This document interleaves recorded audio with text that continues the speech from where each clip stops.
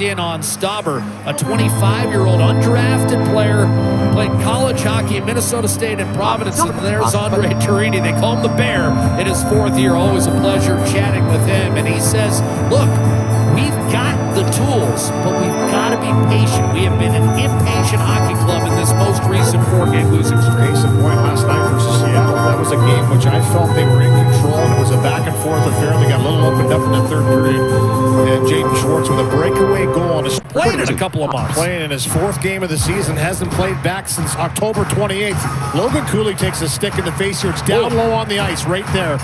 He gets whacked. He goes to the bench and is holding his face still. I don't think a penalty with it being that close. Puck for Edmonton. On a line with Jeff Skip and cleared by Bukestad. And O'Brooker as Stauber handles that 45-footer from Stetcher. By the way, Louis, I was talking about Bouchard and Sergachev tying 27 points coming in. Give Bouchard a second assist on that Ekholm goal, so he's up to 28. And you said he would get it, and you were right.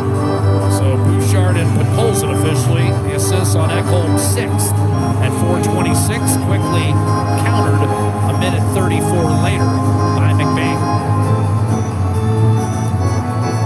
Nugent Hopkins, clean face-off game. Recording resumed. Current time 0 hours 1 minute 26 seconds. Highly entertaining first period. Yeah, both teams have come out skating in a back-to-back situation for Utah and for Edmonton after a day off and a back-to-back. This is McDavid. Good defense here by McBain to just stay with them. They've gone at it in this first period.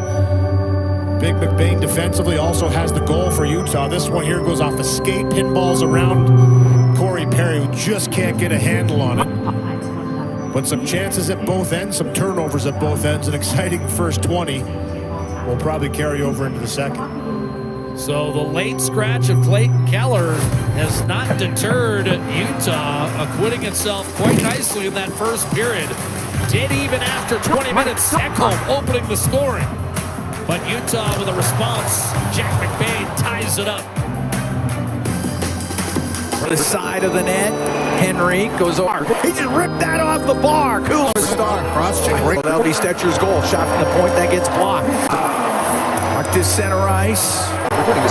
Wheeling in front of his net. Puck for Edmonton. On a line with Jeff by Bukestad and O'Brien. There's a penalty coming up, and it's going to be a tripping call against Utah. And the Edmonton Oilers are going to get the first power play of the game. This is the first penalty of the game. Oilers power play, 3 for their slot, shot it towards the net, trying to find some room on the short side. Look to see whether or not the Oilers sneak Nugent Hopkins down the backside there on that play off the left flank when Leon's in the right hash.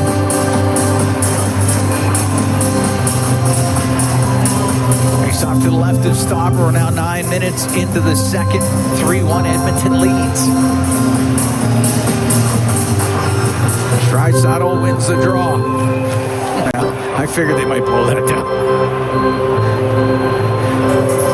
They dropped the puck, and only one person in the face-off circle knew that they were dropping the puck. All right. We'll do that again with Draisaitl and Haight.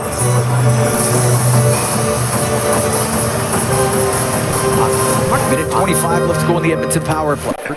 Yeah, Henrique was hurting there too. Yeah. And he's gonna have to I don't think he's gonna be able to start the PK here than he normally would with Nugent Hopkins.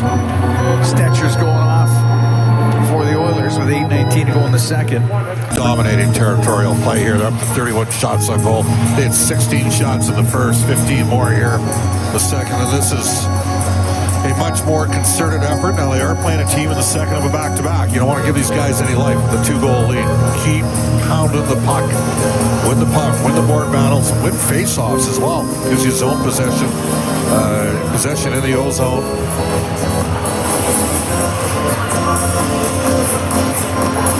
Draisaitl out of the face-off circle, so it'll be Arvidsson up against Logan Cooley.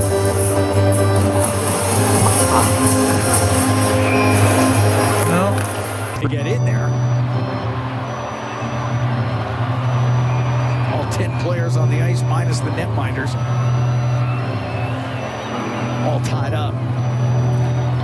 Doesn't look like much will come of that. Well, O'Brien's been noticeable, and they've got some size in their lineup, and they're a little frustrated. The Oilers have vastly outplayed them. Edmonton's up 3-1. Hira, 5 minutes, 3 seconds gone in the third. 3-1, Edmonton leads. Jackson Stauber, the son of Rob Stauber.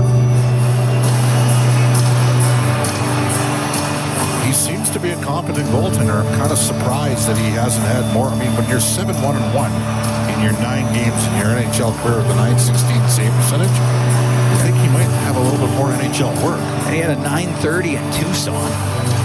And yeah, Vejmelka played 18-21 coming into this game. With him be a holding call against Hyman. And the Edmonton Oilers will be shorthanded for the second time in this game. When we come back, Utah on the power play. 3-1, Oilers lead. 6 minutes, 34 seconds gone in the third. First place penalty coming up. It's going to be a holding call. The Edmonton Oilers are going on the power play. Holding call to Cole.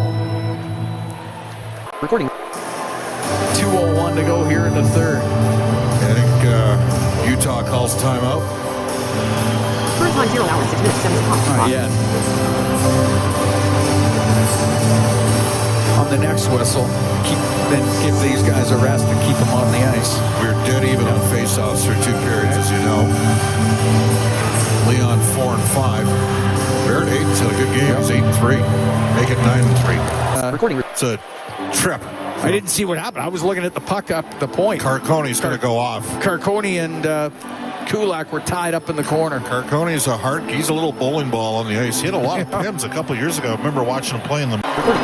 Into the Oilers zone on the left side. Janmark. Janmark went